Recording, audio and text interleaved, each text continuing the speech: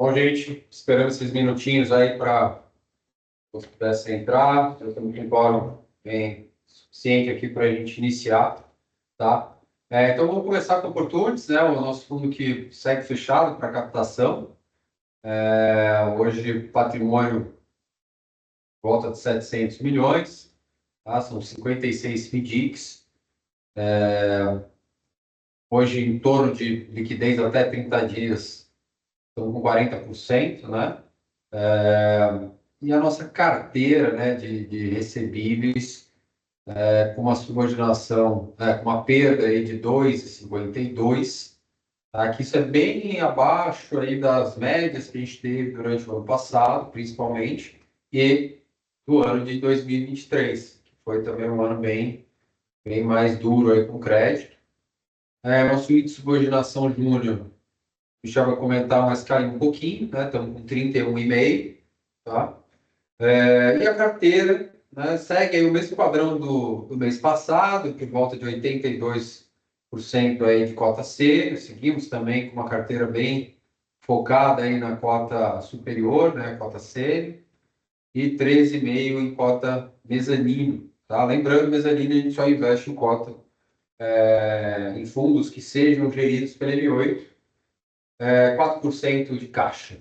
O Advanced, que é a sequência aí do Opportunities, né, o segundo fundo da estratégia, obviamente crescendo, né, então patrimônio já 765 milhões, né, hoje já deve estar beirando em quase 800 milhões, tá? A gente vem captando em torno de 50, 60 milhões por mês líquido nesse fundo. Hoje são 57 FDICs da carteira, né? Liquidez um pouco acima, né? A gente, nesse fundo, a gente se compromete a ter um pouco mais de caixa, até em torno de 5% ou um pouco mais, diferente um pouco do Opportunities, que a gente não tinha esse comprometimento, né? Não tinha essa exigência desde o início do fundo. Só que no Advance a gente optou por isso para ter um pouco mais de liquidez realmente. Então, vocês notem aí que a gente está com quase 47% em liquidez até 30 dias. O índice de subordinação júnior é o mesmo, né? A carteira desses fundos é o mesmo, só com emissões diferentes. Então, a gente está com 31,5 e a perda, né, a PDD, como a gente fala, 2,52. Também é a mesma coisa que o Opportunities. O Strategy, que é o fundo que talvez vocês conheçam também, né? Ele é um fundo para profissional, ele tem aí 38% em cota júnior, né? Uma parte em mezanino e uma parte em sênior. E hoje está dividido em 31 FDICs, né? Não é um fundo que a gente consegue escalar ele, né, de uma forma rápida, ou, né, a gente tem aí por volta, começamos o fundo esse ano com 150 milhões mais ou menos, hoje está com 170, mas está rodando muito bem, né? A gente vê aqui com 31 FDICs, tá? Liquidez aí até 30 dias, 24,5, né? Nós estamos falando para 360 dias, que é o prazo de resgate deles. Subordinação júnior, 27,5, né? E o índice de perda, 2,20.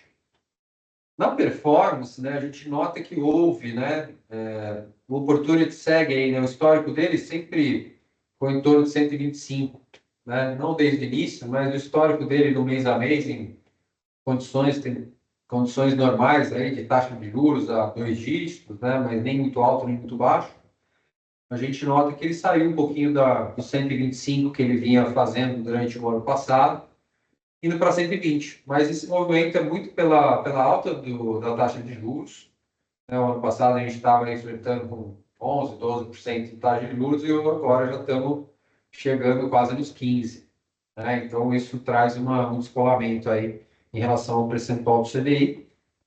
O Advanced, a mesma coisa, né? A gente rodou ele no ano passado aí a 124, né? E esse ano ele já está rodando um pouco a menos, um pouquinho abaixo do que roda o Opportunities. A gente está fazendo aí 117 no ano. E o Strategy, que é o fundo, né, que tem essa cota subordinada, que oscila um pouco mais, né, ele também teve um ano, no início de primeiro bimestre ali, rodando a 150 do CDI, né, e esse mês a gente rodou a 130, mas o ano está 140. A gente considera aí coisa interessante e saudável também para a indústria. O Michel vai comentar dos índices, então eu vou já pular etapas aqui. Ele vai falar um pouco como está o movimento das duplicatas e a liquidez das mesmas, tá? Aqui, passando para os fundos, né? Então, a gente vê aqui a diversificação da carteira, do Opportunities, né? Então, um índice diferente aqui do Opportunities, nós não vimos ali, a recompra, né? Também um índice abaixo de 3%, tá bem interessante isso, tá? Esse índice, e a gente está com 57% de FDIC sob gestão da M8. Aqui no Advanced é um pouco mais sob gestão da M8, são 72, e a gente tem ali 56 fundos. Lembrando que uma dessas posições aqui é o caixa, tá? Então, o Advanced tem um pouco mais de FDIC sob gestão M8, né? E também um pouco mais de fundo aberto com caixa. Então, nós estamos com quase 47% aí em fundos que pagam em até 30 dias para o fundo de 90. O Strategy, a gente, obviamente, como a gente investe em cota sub e cota mezanino, quase 94% em cota de FDIC sob gestão M8, tá?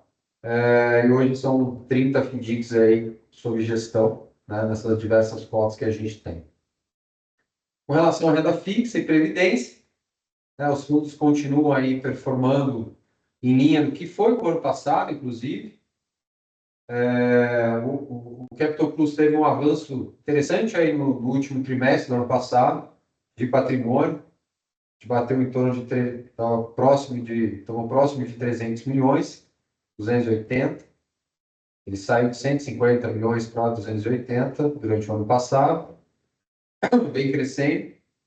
A carteira dele segue no mesmo padrão, né? Então 39% em cota de FDIC, sênior e aberto. A gente está com um pouco mais hoje de debêntures na carteira e um pouco menos de letras financeiras, tá?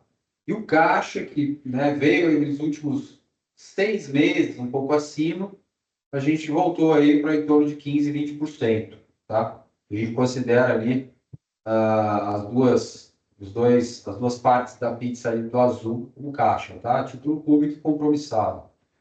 Então, a gente tem em torno de 17%, quase 18%, aliás. A rentabilidade, como eu falei, segue a mesma, então estamos rodando a 108 neste ano, e desde o início 118, que sempre foi a meta dele, 115, 120. A Previdência, a gente tem aí um pouco menos, obviamente, em cotas de FDIC, a gente pode, pela SUSEP, até 25%. Seguindo a mesma carteira, então a gente tem uma concentração maior do PL em debêntures, em corporativo, para que a gente viu um pouco mais de oportunidade. A gente tem 32% em corporativo e 18% em letras financeiras de instituições financeiras. E o caixa um pouquinho maior aqui, né? Então, também mantendo, né, como ele é um fundo D9, a gente opta em ter um pouco mais de caixa nessa estratégia da Previdência do que o outro, que é o Capital Plus, que tem 32 dias para o resgate. A estratégia segue crescendo, estamos com 290 milhões, então 21 meses aí de fundo, né? Desde o início mantendo a estratégia, né, de 110% do CDI, que é a nossa meta, 110, 115, estamos rodando a 111. Esse mês aí rodou 104 e no ano 106. Tá? Vou passar agora para o Michel. Aqui a gente vai passar um pouquinho da carteira rápido. Não sei se o Michel quer comentar já. Ou aqui só fazendo um pouquinho da carteira que vocês olham, né? Tem um pouquinho de COSAN, CEMIG aqui como os principais nomes. Mas a gente segue a mesma linha, né? Energia elétrica, transporte, agro, né? Implementos para o agro, né? Um pouquinho de shopping center, através da JHSF, mineração e siderurgia, saneamento, petróleo e gás. A carteira está um pouco mais diversificada aqui no Capital Plus, tá? Como eu falei, um pouco mais em corporativo. E a carteira do Previdência também na mesma toada, né? Então, primeiro lá a parte financeira, né? De FDIC e letras financeiras, energia, transporte. Muda aqui um pouquinho, né? Você vê que aqui a gente tem um pouco mais em CEMIG, um pouco menos em COSAN. São alocações estratégicas de acordo com o período que a gente foi comprando esses ativos.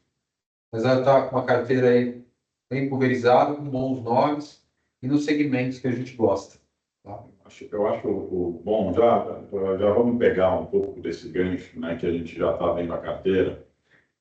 Bom, boa tarde, pessoal. Aproveitando um pouco, vamos começar um pouco aí na renda fixa, tá? O nosso posicionamento aqui hoje, ele é extremamente conservador, tá? A gente está falando aqui de dois fundos, tanto o Capital Plus quanto o Previdência. Tá? A gente está carregando aí no Previdência uma duration de 211 dias, no Capital Plus de 261 dias. Tá? Mantendo aí um pouco mais de soberano em busca aí de oportunidades, porque realmente o crédito hoje está muito difícil. A gente está acompanhando no mercado, a gente está acompanhando essa volatilidade, a taxa de juros está muito alta, o fluxo de dinheiro dentro da renda fixa e crédito privado está muito forte. Então, isso a gente está vendo aí, né? Os preços estão amassados, né? Então, assim, a cabeça da M8 é trabalhar curto, é trabalhar com caixa alto, é trabalhar pulverizado em setores mais líquidos, em setores que a gente sabe que não falta dinheiro, justamente para não ser pego num contrapé aí de um eventual movimento que possa gerar uma volatilidade. Tá? Então, tanto dentro do Previdência quanto dentro do Capital Plus, mesmo a gente trabalhando aí uma boa parte em ativos de crédito privado, não sendo os FDICs, ou seja, passíveis de marcação a mercado, a ideia é ter uma carteira com um pouco menos de volatilidade, né? A gente aqui dentro trabalha muito num processo de crédito muito bem amarrado, né? A gente até fala que a gente é mais amarrado do que outras gestoras, mas isso tem um motivo, né? Quando a gente olha para frente e vai trabalhar no longo prazo, né, com spreads de crédito do longo prazo, tem uma hora que aí que você precisa tirar um pouco o pé, entender a situação, né? A gente está vendo aí fora, né? Acho que todo mundo acompanhando aí, o mercado está muito maluco, né?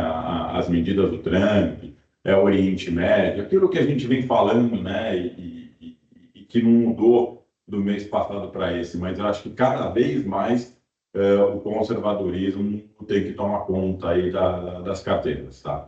Então, a ideia aqui é não tomar susto, né? E eu acho que essa gestão também, ela acaba se voltando, inclusive, na mesma cabeça dos FDICs, né? Da turma das consultoras de crédito que originam os créditos para os FDICs, que está todo mundo também fazendo giro na carteira, operando a carteira, trabalhando ativos melhores, né? Provenientes de banco, justamente para fugir aí de um risco que possa acontecer, né? Então, eu acho que isso fica um pouco claro, né? Até pela carteira que a gente trabalha, por mais que seja uma carteira às vezes até um pouco mais concentrada, mas dentro disso os papéis eles são mais conservadores, tá? Então acho que só para deixar um pouco claro aí, tá? Trazendo um pouco aí da ponta dos FDICs, tá? A carteira ela está praticamente estável referente ao mês passado, tá?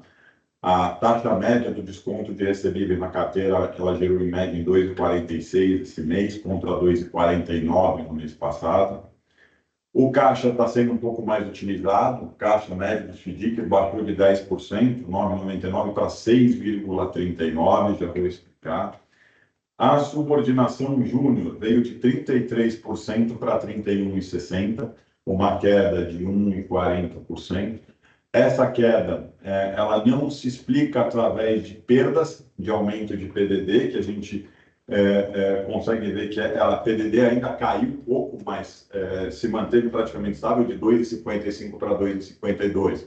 A queda da subordinação ela aconteceu por dois principais motivos.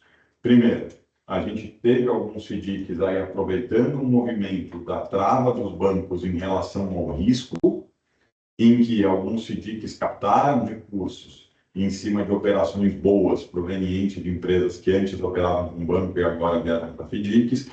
E dois, a gente teve um aumento aí em FDICs onde a gente tem a trava de cartão de crédito. Tá? Então, isso responde a risco bandeira de cartão de crédito, isso responde a banco emissor, e esses fundos geralmente têm uma subordinação um pouco mais baixa, tanto para comportar as taxas de desconto que são mais baixas na ponta, quanto também porque ele é um fundo que ele acaba tendo uma segurança um pouco melhor, dado que a gente tem a segurança não só dos bancos emissores, dos cartões de crédito, como também das bandeiras. Então, isso dá uma tranquilidade para a gente trabalhar uma subordinação um pouco menor.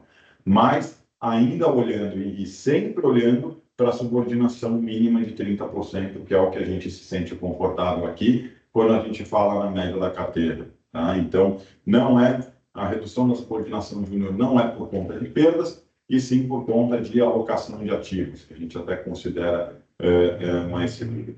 Tá?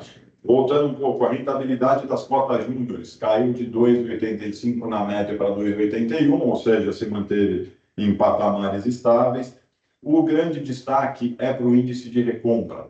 Tá? O índice de recompra, que é aquela onde a gente tem a prorrogação de títulos que não pagaram ou por um ajuste de prazo na conta do sacado, que precisou de mais prazo, ou por uma recompra mesmo onde o sacado não pagou e o próprio cedente, o tomador de crédito, tem que honrar com esse título. O índice de recompra caiu de 3,77 no mês passado para 2,85. Dois fatores. As empresas estão dando prioridade agora para trabalhar com os FDICs pela agilidade e porque muitos bancos fecharam as portas, então os títulos estão muito líquidos. Isso é um negócio muito bom para o nosso mercado. Tá?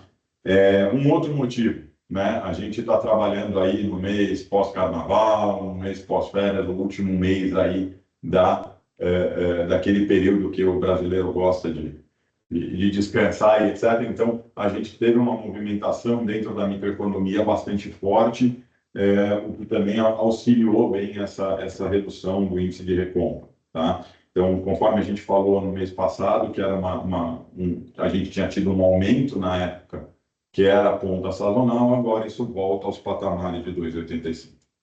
Prazo médio dos recebíveis se manteve praticamente estável, de 46 para 50 dias, nada de um aumento expressivo, e a liquidez, que é bastante importante. Né? O índice de recompra e o índice de perda é um índice de risco para a gente muito importante, né?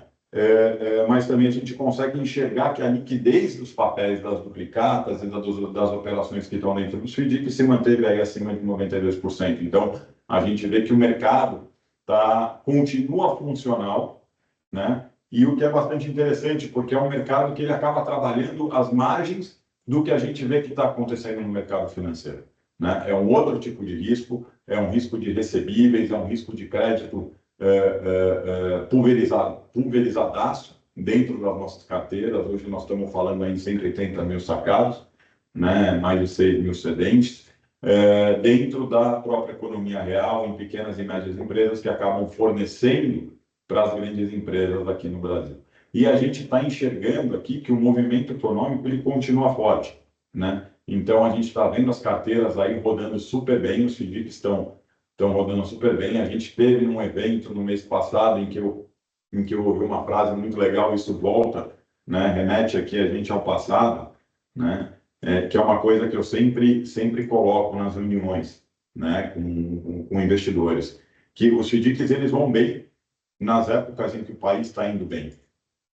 Agora, os FDICs eles vão muito bem na época que precisam financiar a crise. Né? A gente está vendo isso agora, né? As operações aqui diárias, a gente está operando em média 130, 140 milhões aqui todo dia nos FDICs, com liquidez bastante alta, e é uma coisa que a gente enxerga, né? E os próprios FDICs falam da questão dos bancos. Né? O banco é o primeiro a retrair o crédito numa época de estresse.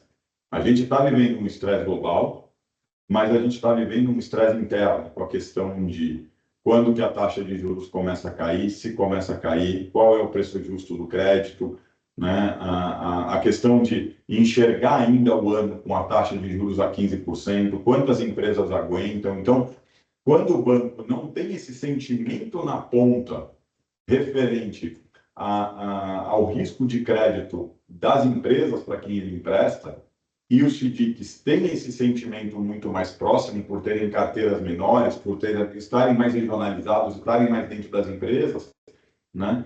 Fora a agilidade, em que os FDICs conseguem mudar a chave para setores em que são mais produtivos, em que estão e que a gente enxerga menos problema de crédito.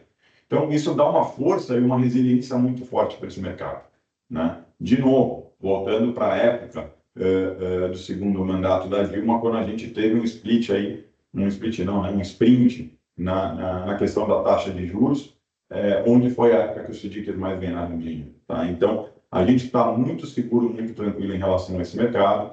A gente está acompanhando super de perto, junto com as consultoras, toda a questão de vencidos, toda a questão de PDD, para ver a elasticidade de até quando essa taxa de juros continua alta, o aumento de vencidos que a gente vai ter, que significa, porque assim, quanto mais tempo as taxas de juros ficam em alta, mais as empresas sofrem. Então, é normal que, às vezes, você tenha um aumento de vencidos, mas o spread excedente das empresas boas acaba pagando essas PDDs aí, desse aumento de inadimplência, tá? Então, a gente está acompanhando muito de perto mesmo, para não deixar os vencidos ou as perdas afetarem aí a questão de subordinação ou de rentabilidade, tá?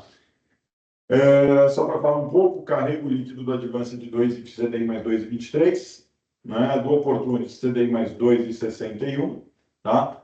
Lembrando, os fundos são líquidos, né? Os fundos, eles têm o benefício da isenção do Come Cotas, pagando um resgate só no final, tá? Então, a gente tem aí produtos que, mesmo com essas taxas amassadas, mesmo com a taxa de renda fixa amassada, são produtos aí que ainda estão entregando uma boa rentabilidade.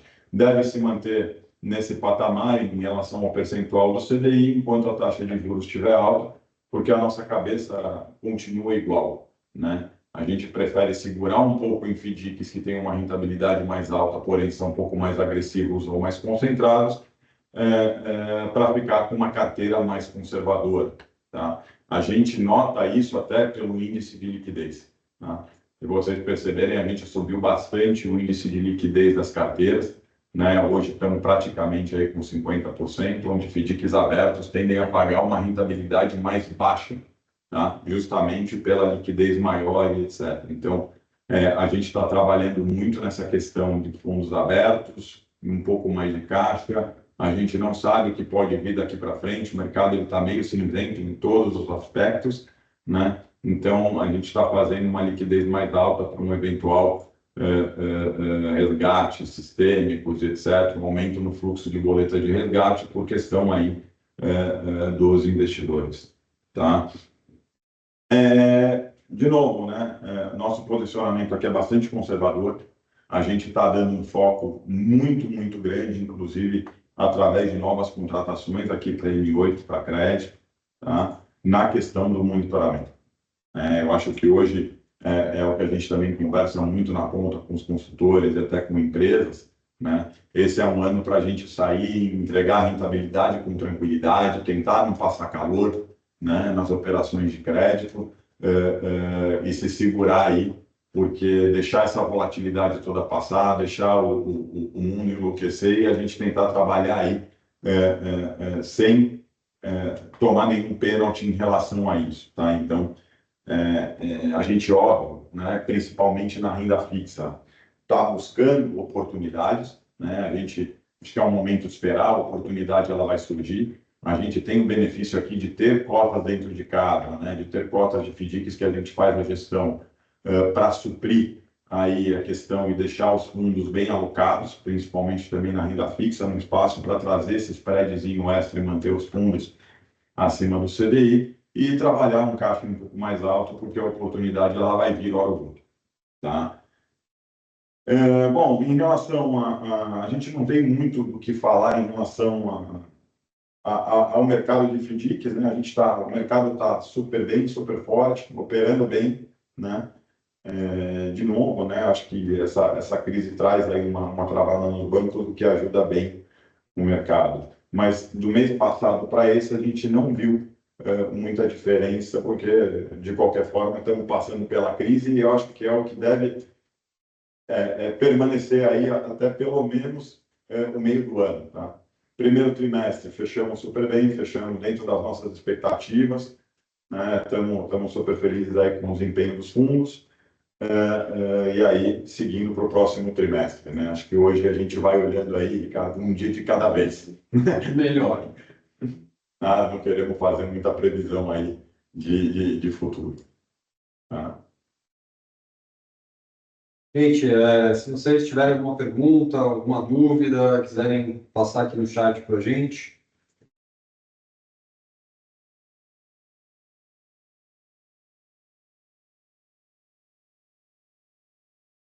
Vamos lá. Com o PL próximo de 800 milhões, ainda seguem confiantes com a captação e alocação de valores no momento e as incertezas atuais? Sim, de novo, né, aquilo que a gente falava lá atrás na estratégia do Opportunities. A gente vai andar com o capacity dos fundos até o momento em que as próprias consultoras deixem de captar. A gente não vai além do capacity acompanhado pela microeconomia, pela capacity das pequenas e médias empresas. De novo, quando a gente teve os juros altos e quando a gente teve crise, os bancos tiraram o pé lá atrás, foi a época que os FDICs mais cresceram. Né? E entendemos que assim deve continuar pelo próximo ano. Não tendo um crescimento expressivo em cima de alavancagem, né? Mas um crescimento orgânico que ainda suporte a alocação. Tá? Da forma como o mercado está hoje, assim, pelo que eu vejo, eu acho que dá para seguir essa carteira hoje na estratégia até 2,5 bi, né? Uma estratégia que hoje está com 1,5 bi. Tá? Agora, tudo pode mudar, né? A gente vai olhando dia a dia, principalmente na ponta do crédito, onde cada dia aqui é um dia impressionante. Né? Um dia tem muita gente operando, um dia, de repente, está todo mundo reclamando que o mercado acabou, na semana seguinte está todo mundo operando.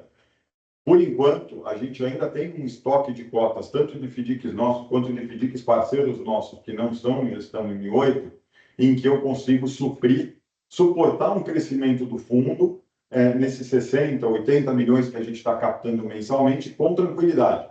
Agora, a partir do momento que, se de repente o fluxo estiver muito alto e a gente começar a ter menos cotas, ou por uma questão de economia, ou por uma questão até de operações dos fundos, é normal que a gente feche o fundo para captação, tá? Então, a gente sempre está de olho nisso, a gente tem uma parceria muito boa com muitos fundos e a ideia é seguir na mesma toada, tá? Obrigado, Wellington, pela pergunta. Obrigado pela presença. Mário pergunta aqui também, né? Por que o Advance está com uma rentabilidade menor que o Opportunities? Até porque ele tem mais mezanino do que o Opportunities. Se não me engano, nós estamos falando de... Hoje, mezanino no Advance, nós estamos falando de 18%.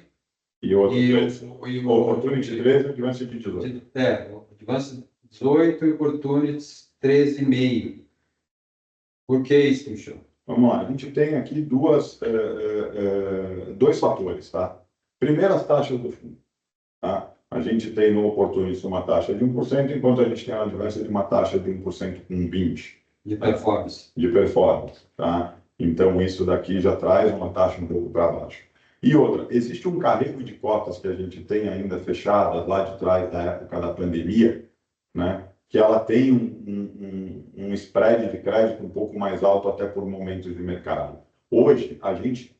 O que está acontecendo? Estão oportunos. Exatamente. Oportunos que comprou lá atrás. Os ativos, eles são os mesmos, só que cotas mais novas, principalmente com essa liquidez gigante que está vindo para o mercado de crédito, e até porque na época que a gente trabalhava o Opportunity no pós-pandemia, ninguém queria saber desse tipo de FDIC, agora o mercado inteiro resolveu gostar, né? Então, os FDICs aproveitam para trabalhar um spread mais baixo, tá? Para a gente ter uma ideia, né, do que a gente tinha lá atrás, a gente costumava estar emitindo cota quando o CDI estava lá trabalhando seus 2 a 6%, a gente emitia a cota CDI mais 4.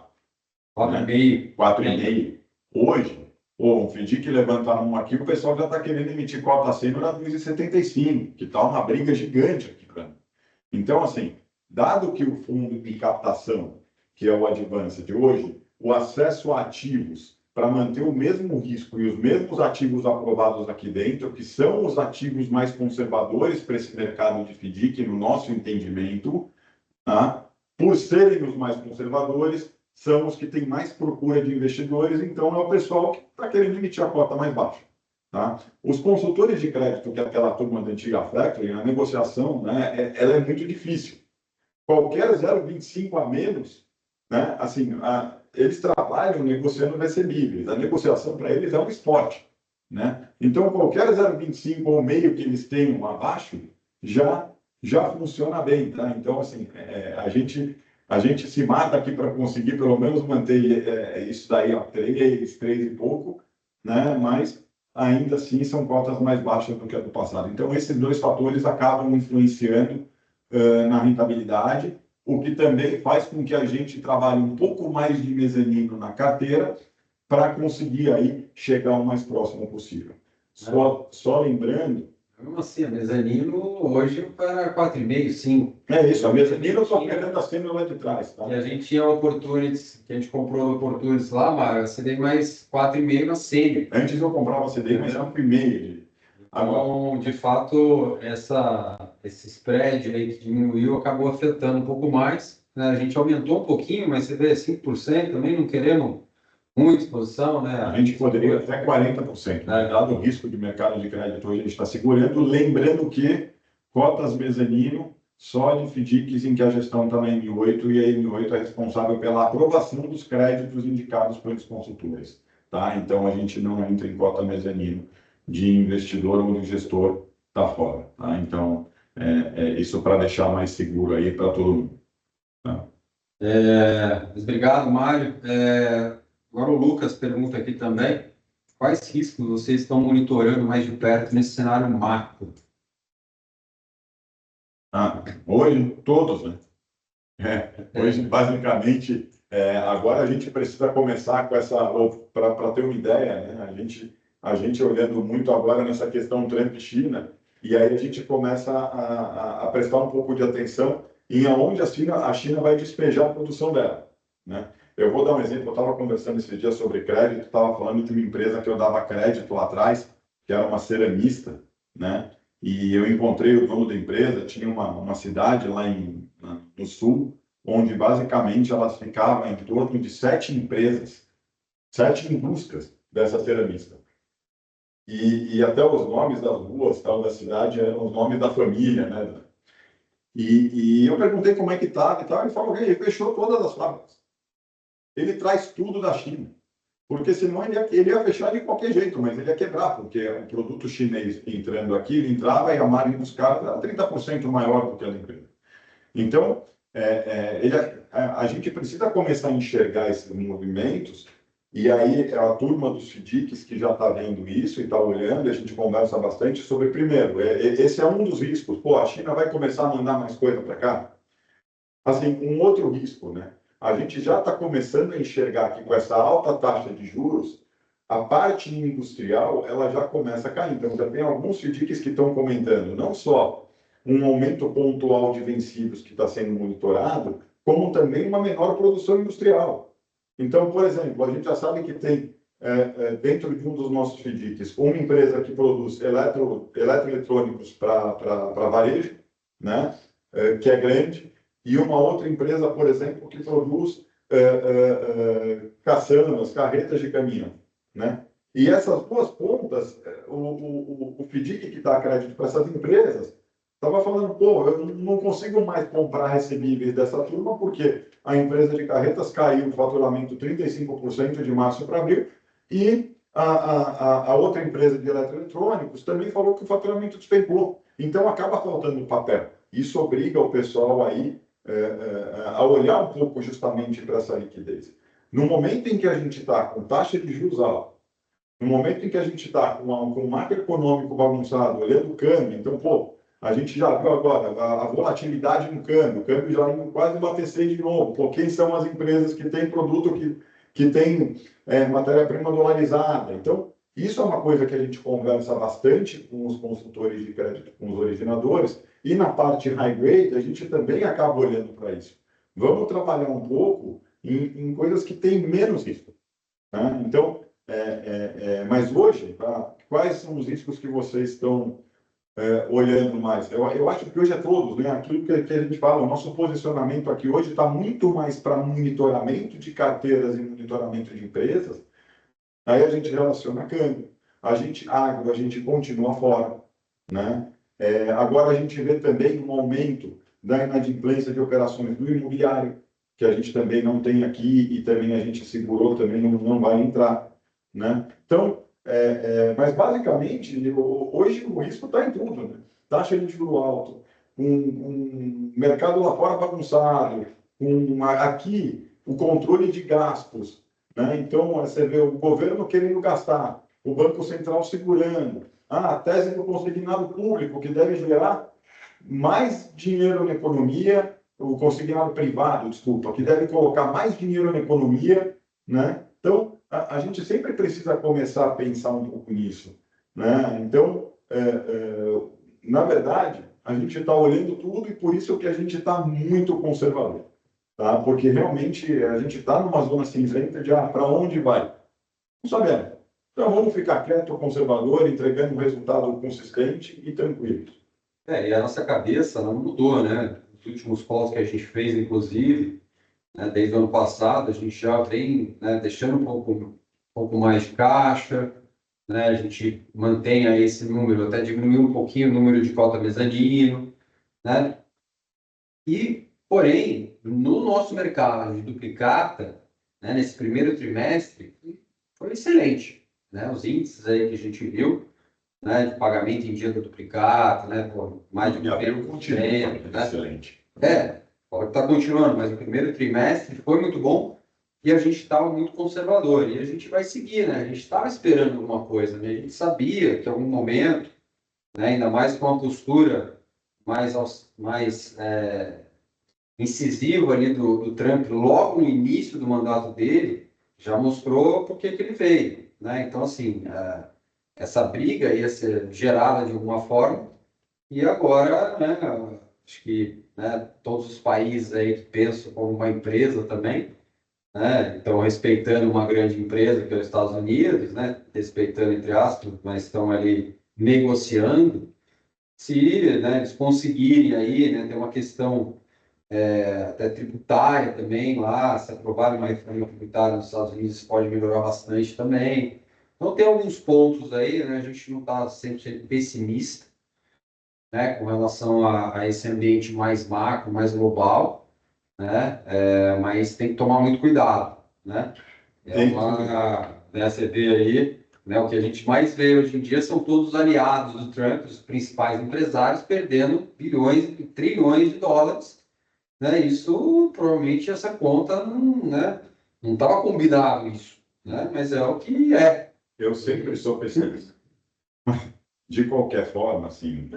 Não estamos tanto, porque, né, é uma luta de mercado, né? É o que a gente fala, né? Muitas vezes. O mercado não vai cair para sempre, daqui a pouco ele volta. No fim do dia, a volatilidade é que faz essa turma ganhar dinheiro. Nos últimos 10 anos, até mais recentes, que a Bolsa já deu de circuit break, já voltou, já foi, já voltou, né? É ciclo. Agora, se a gente for falar interno aqui, o que a gente está mais de olho e a gente enxerga riscos grandes, né? De novo, acho que a gente continua no agro, tá? Que está bastante incerto. A gente está olhando bastante aí a questão de risco imobiliário, apesar da gente não ter nada, mas eu acho que tem que acompanhar, porque isso é um sentimento macro que acaba trazendo bastante consequência aí também para o micro, né? Eu acho que com queda de produção, né, o agro já está sofrendo bastante inadimplência. Agora, com essa história de queda de produção que a gente tem visto na pequena e média empresa para abril, tendo em vista aí as incertezas econômicas, né? A gente está de olho também bastante em questão de transporte, tá? A parte de transporte está sofrendo bastante também. A gente já começa a ver aí um aumento de pedido de recuperação judicial nesse setor também, né? Eu acho que de certa forma, eu acho que são mais esses setores, tá? Que a gente está de olho. E óbvio, né? Não muda desde, eu acho que faz um ano que a gente fala isso, o varejo, tá? Então, o varejo é algo que a gente tem tem visto, a gente está fora, e que tem que tomar muito cuidado, tá? Por quê? Principalmente agora, com essa questão do consignado privado, né? E a gente já vê um movimento, um fluxo forte nisso. A gente tem que lembrar que o brasileiro que pega o consignado privado é aquele brasileiro que já no fim do mês ele já fecha a conta dele, né? E aqui ele não vai pegar um consignado privado, a gente já começa a ver notícias hoje do governo começando a falar, pega o consignado privado que é mais barato para pagar dívidas mais caras. Só que o brasileiro não gosta disso. O brasileiro pega o consignado privado para trocar o telefone, né? Trocar o carro, e acha que é crédito. Só que o que o pessoal não está enxergando, eu acho que principalmente a turma que vai atuar no consignado privado, né, os tomadores desse crédito não estão enxergando, é que no fim do mês ele vai receber menos, né, porque um pedaço vai ficar retido para pagar esse consignado. E isso daí vai acabar deixando outras dívidas, boletos, dívidas de cartão de crédito vencidas, porque a turma não vai ter dinheiro para pagar. Tá? Então, estamos de olho nisso. A gente, aqui na M8, a gente preferiu segurar e não entrar ainda. Né? A gente, todo mundo acho que acompanha a gente há bastante tempo, sabe que a gente nunca é o primeiro, a gente sempre olha para uma tese, deixa essa tese maturar antes de entrar, até por conservadorismo da casa. Né? Mas eu acho que isso pode gerar não só um movimento econômico grande, como também depois um aumento de inadimplência na base da pirâmide aí, que é a classe CDI, tá? Então, isso é uma coisa para ficar de olho aí nos próximos tempos. Tá ótimo, acho que era isso. A gente encerrou as perguntas aqui. Acho que, caso alguém tenha mais alguma aí, peraí. Acho que é isso. Agradeço aí a presença de todos, né, nessa final de tarde, terça-feira. E é isso que o Michel falou, a gente vai continuar, né, procurando aí onde que a gente, o que às vezes até a gente não enxerga, mas a gente cuidar aí direitinho de todos os riscos aí envolvidos, tanto no cenário macro, micro, e dar esse conforto aí para vocês seguirem investindo. E eu acho que é importante aí para os investidores que estão acompanhando, né, que eu acho que é uma coisa que todo mundo pergunta da questão do capacity, né? Hoje nós temos ativos, tem estratégias boas aqui, estratégias conservadoras, mantendo o nosso, então, sempre o nosso modelo aqui de alocação, né? Então, assim, não existe uma preocupação de se fechar o fundo em curto prazo, tá super tranquilo. Eu acho que, assim, o grande diferencial que a M8 tem é justamente a capacidade de originação desse modelo de FDICs que a gente gosta, o relacionamento que a gente tem com esse mercado, tá? Então, estamos super tranquilos, não estamos aumentando o risco por conta de captação, né? E não pretendemos aumentar o risco também. Tá ótimo, gente. Obrigado, viu? Boa noite aí a todos. Prazer novamente. Até mês que vem. Tchau.